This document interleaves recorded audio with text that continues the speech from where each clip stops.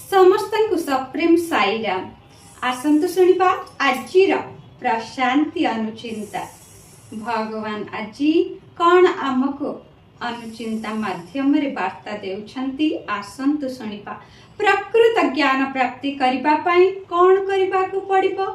दुर्गाष्टमी पालन अवसर रे आमर दिव्य माता प्रेमपूर्ण भाव रे आम प्रति सुंदर रूपे इहाकु वर्णना करिसंती।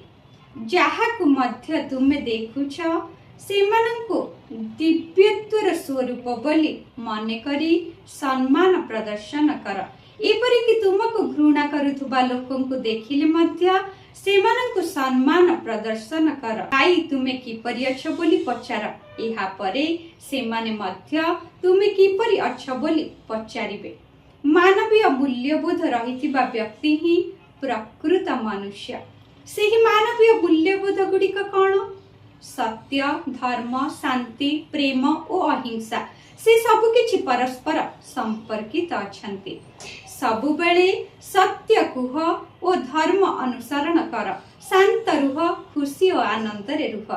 समाज भितरे प्रथमे तुमे निजको प्रेम द्वारा परिचालित कर। प्रेम ही भगवान। भगवान हेउछंती प्रेम। तेणु प्रेम रे बसवास कर।